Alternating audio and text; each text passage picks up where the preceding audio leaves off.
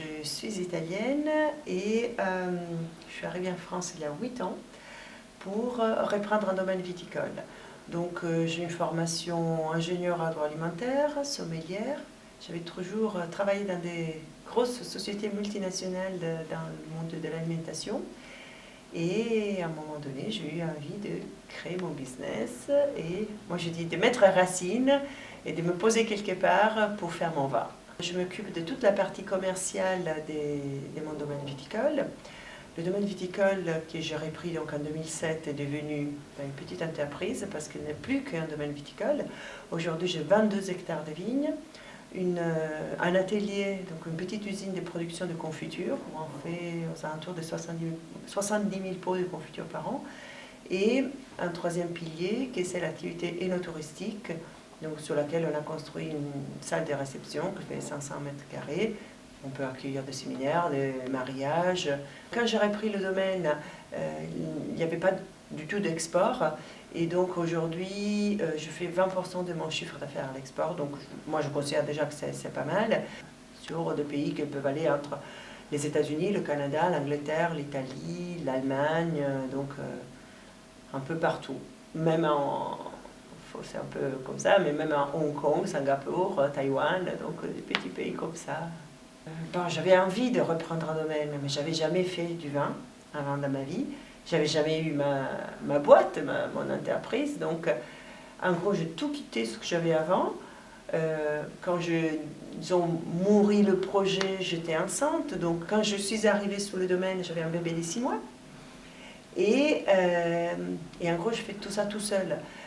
Car mon mari, même s'il me soutenait d'un point de vue financier premier et aussi moral, parce qu'il était derrière le projet, il avait envie que je le fasse, n'était pas là et il travaillait à Paris. Donc je me suis retrouvée à vivre dans un nouvel pays, une nouvelle région, avec des enfants à amener à l'école, à amener nounou et choses comme ça. Je suis arrivée, j'avais 16 hectares de vignes, aujourd'hui j'en ai 22. Le domaine est entièrement en agriculture biologique, biodynamique, vin nature, donc ça c'était un gros chantier au tout début, c'était une des choses qu'on voulait faire, mais c'était ça. Après, par hasard, c'était le cas de la vie, on a commencé l'activité confiture parce qu'on a commencé à faire des confitures avec les raisins du domaine.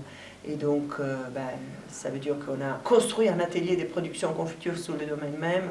On a racheté une marque, on a racheté des équipements, on a tout déménagé à Cheverny et donc tout est sur place aujourd'hui. Après, un autre axe de développement depuis le début, c'était l'énotourisme.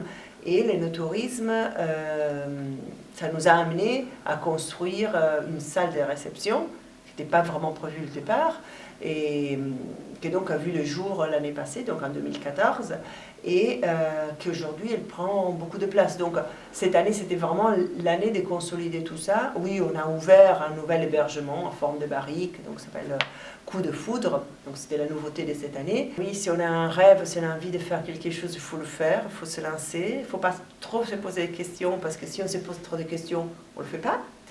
Donc il faut aller de l'avant, il faut avoir, moi je dis toujours, cette graine de folie qu'il germe en nous et qui nous fait réveiller avec l'énergie, avec un sourire, cette envie intérieure de faire toujours mieux. Et après, les choses, elles naissent, si elles doivent naître, elles naissent par des contacts, par des rencontres, par des échanges qu'on a avec les autres. Donc il faut vraiment être bien noué avec les autres, s'ouvrir au monde extérieur, ne pas être trop focalisé sur soi-même.